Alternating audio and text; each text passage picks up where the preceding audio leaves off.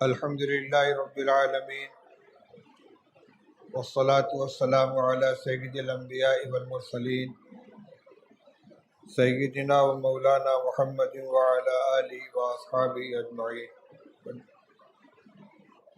اما بعد فاعوذ باللہ من الشیطان الرجیم، بسم اللہ الرحمن الرحیم۔ شہر رمضان الذی انزل فیہ القرآن ھدی للناس وبینات من الھدی والفرقان، وقال النبی صلی اللہ علیہ وسلم تعاہدوا ھذا القرآن فإنہ اشد تفصیا من صدور الرجال من الإبل فی عقلها، او کما قال صلی اللہ علیہ وسلم۔ سمٹ کے بیٹھو، قریب آ جاؤ۔ محترم حفاظ کرام، عزیز بھائیوں،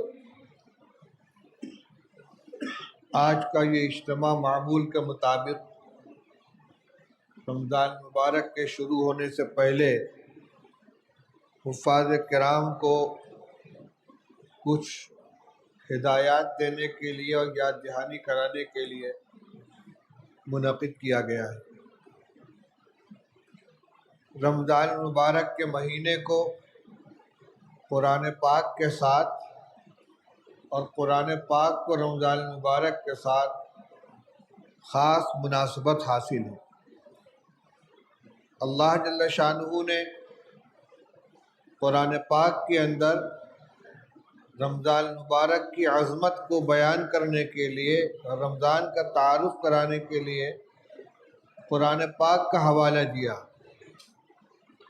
اور قرآن پاک کی عظمت کو بتانے کے لیے رمضان المبارک کا حوالہ دیا۔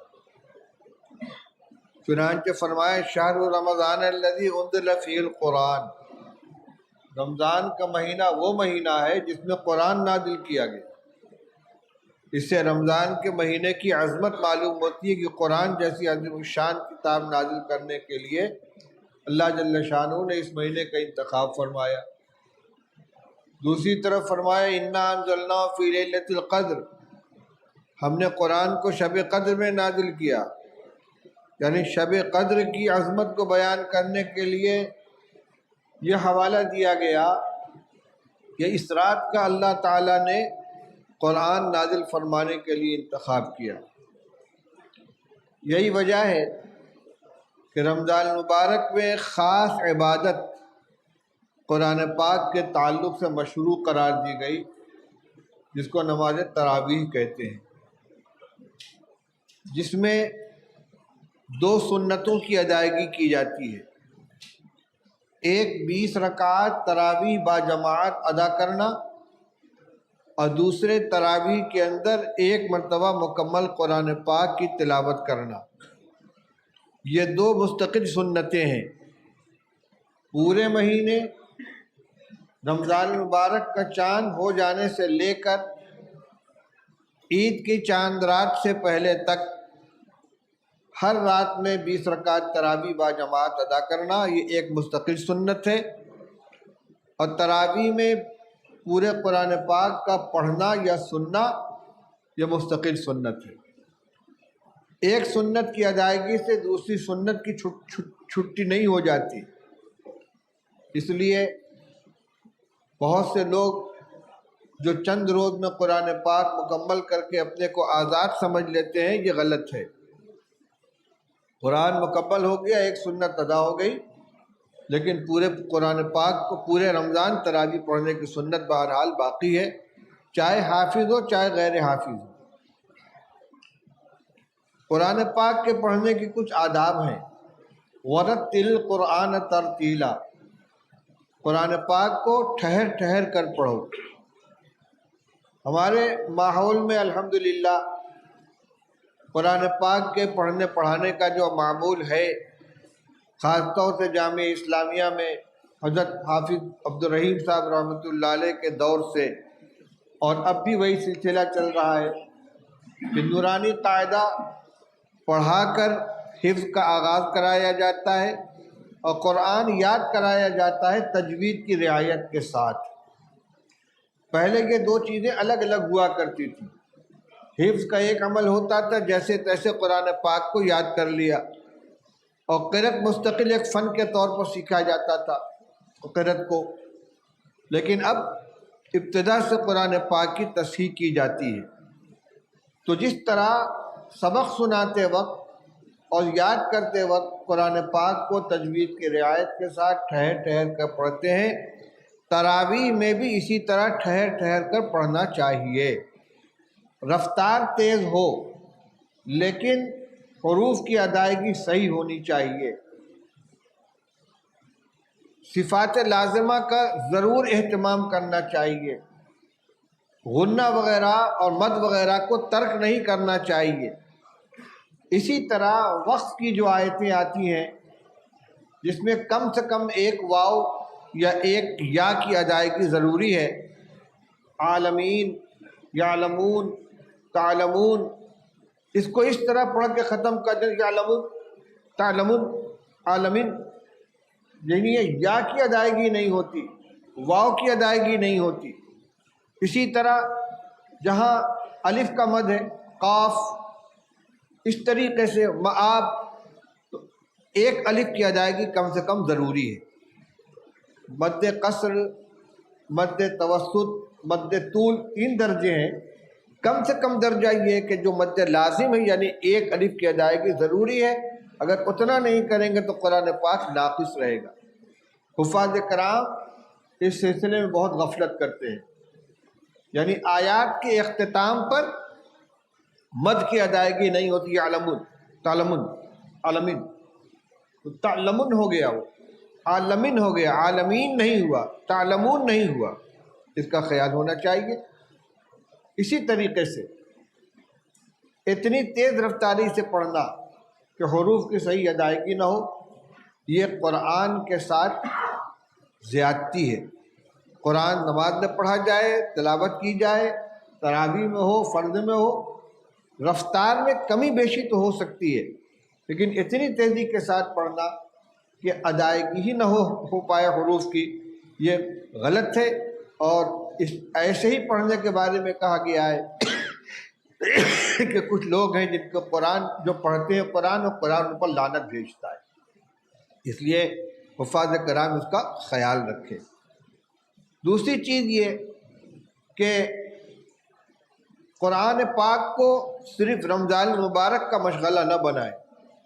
اس وقت تو خیر رمضان المبارک ہے، قرآن کا دور اور قرآن کی تلاوت پورے سال اس طریقے سے ہونا چاہیے کہ رمضان المبارک کے لیے کوئی الگ سے اہتمام نہ کرنا پڑے. یکساں قرآن یاد رہنا چاہیے پورے سال. اور جو ہمارے پرانے حفاظ کرام ہیں یا تھے ان کا یہی حال تھا. بہت سے قصے، بہت سے واقعات سنے ہیں کہ حفظ کرنے کے بعد مدت تک تراویح پڑھانے کا موقع نہیں ملا، لیکن اچانک کھڑا کر دیا گیا تو پارے کی پارہ پڑھتے چلے گئے، کہیں کوئی تشابہ تک نہیں لگا. ہم نے دیکھا حضرت مولانا قاری صدیق صاحب باندھوی رحمۃ اللہ علیہ بوڑھے ہو چکے تھے، کمزور تھے، بیمار رہتے تھے. دیوبند میں حضرت مفتی محمود صاحب نور اللہ مرقدہ کی خانقاہ میں آئے، اپنی تراویح ختم کر کے آئے تھے. ایک ساتھیوں نے طے کیا کہ آج حضرت سے تراویح پڑھوائی جائے گی، لیکن ان سے نہیں کہا گیا کہ آپ کو پڑھانے، انکار کر دیتے. لیکن حافظ سے کہہ دیے کہ آج تراویح کے لیے آگے مت بڑھنا. چنانچہ عشاء کی نماز ہو گئی، سنت پڑھ لی گئی، اور تراویح پڑھانے کے لیے مصلی پہ کوئی نہیں گیا. مولانا بالکل پیچھے کھڑے تھے، وہ سنت پڑھ کر کھڑے ہوئے، کان تک ہاتھ اٹھا کے کھڑے ہوئے، اللہ اکبر کی آواز نہیں آ رہی ہے. کہ کیا بات ہے بھائی؟ حضرت تراویح آج آپ پڑھائیں گے. ارے بھائی بہت تھکا ہوا ہوں.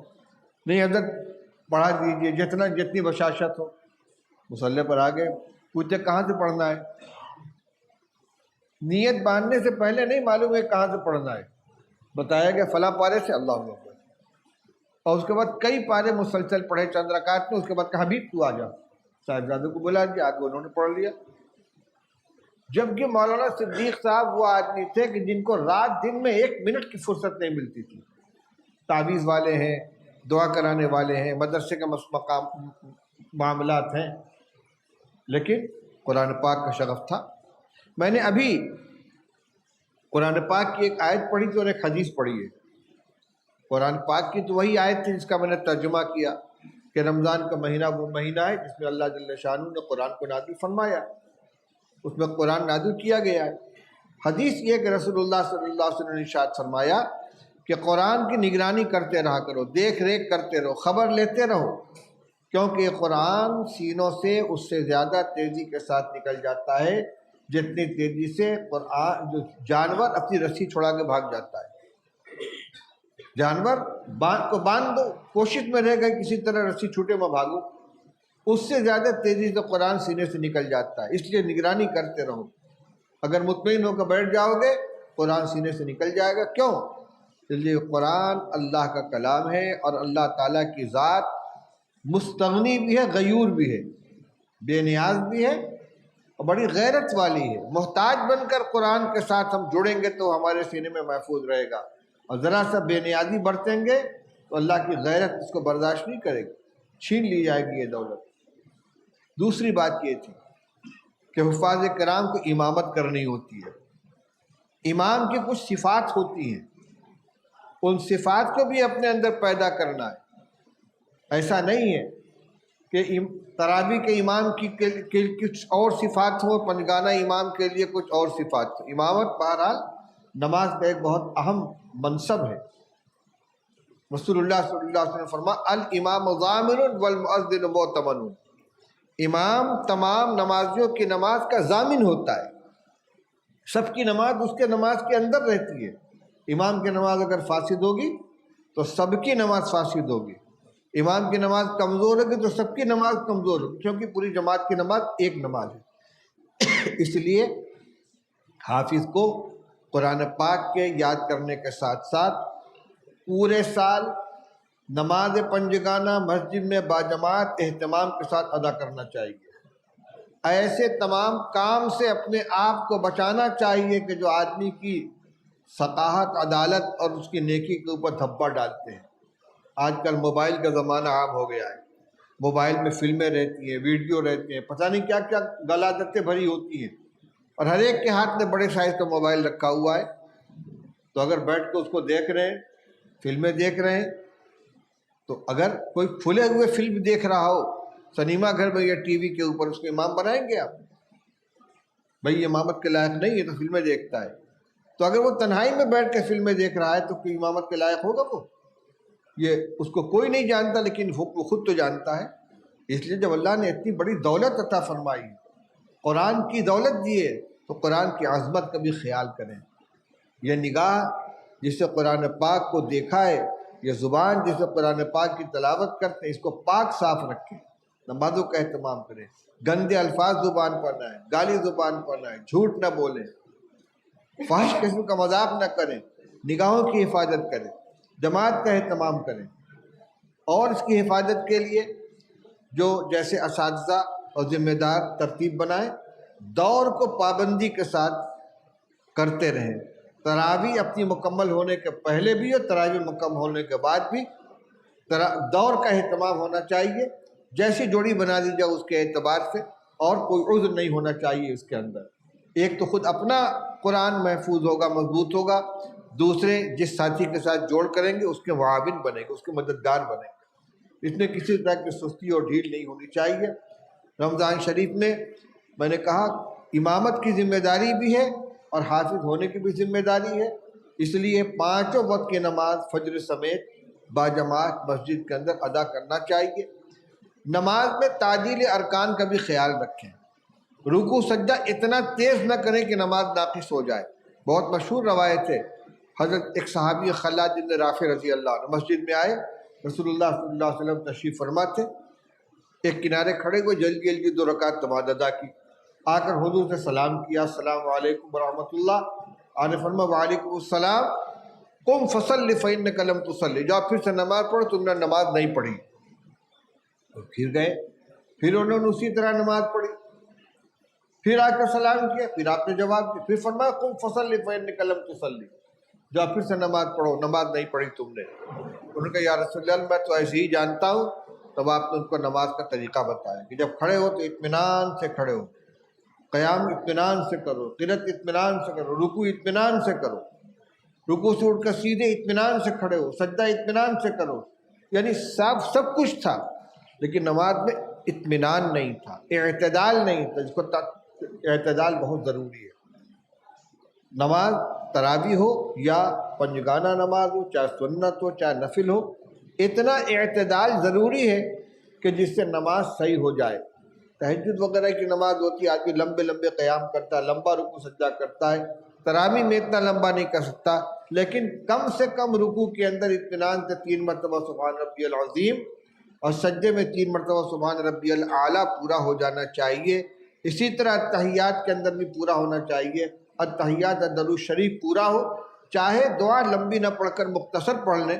اگر ربنا آتنا فی الدنیا حسنۃ وفی الآخرۃ حسنۃ وقنا عذاب النار بھی پڑھ لیں گے، رب اغفر وارحم وانت خیر الراحمین بھی پڑھ لیں گے، رب اجعلنی مقیم الصلاۃ پڑھ لیں گے، اللہم انی ظلمت نفسی پڑھ لیں گے۔ درود شریف کے بعد کی دعا میں بڑی گنجائش ہے، لیکن کوئی نہ کوئی دعا ہونی چاہیے۔ اسی طرح عام طور پر حفاظ دعائے ثنا چھوڑ دیتے ہیں، اللہ اکبر الحمدللہ رب العالمین، سب ملا کر 10 ترویحیں میں اگر ایک منٹ بھی لگے گا تو 10 منٹ کا اضافہ ہوگا۔ اس کے بعد کیا کرنا ہے؟ سونا ہی تو ہے، آرام ہی تو کرنا ہے۔ اللہ کے سامنے کھڑے نماز پڑھنے کے لیے تو نماز کی جو سنت ہے ان کو تو ادا کرے۔ دعائے ثنا کا پڑھنا سنت ہے کہ نہیں ہے؟ ایک سنت چھوڑیں گے تو نماز میں نقص آئے گی کہ نہیں آئے گا؟ میں یہ نہیں کہتا کہ بہت اطمینان سے پڑھیں کہ نمازیوں کے لیے بوجھ ہو جائے، لیکن جو لازمی تعدیل ارکان ہے وہ ہونا چاہیے۔ 3 مرتبہ سبحان ربی العظیم رکوع میں ہو جائے، 3 مرتبہ سبحان ربی الاعلیٰ سجدے میں ہو جائے، رکوع سے اٹھے تو اتنا کھڑے ہو کہ بالکل سیدھے ہو جائیں، پھر سجدے میں جائیں، سجدے سے اٹھ کر اطمینان سے بیٹھے پھر دوسرے سجدے میں جائیں۔ یہ چند چیزیں ہیں جو میں نے آپ کے سامنے بیان کی ہیں، میرے ذہن میں یہی باتیں تھیں۔ اب یہ ہمارے حفاظ کرام ہیں، اساتذہ مولانا قاسم صاحب ہیں، کوئی ضروری بات رہے گی تو یہ بتائیں گے۔ ابھی مجلس ختم نہیں ہوئی ہے۔ وآخر دعوانا الحمدللہ رب العالمین۔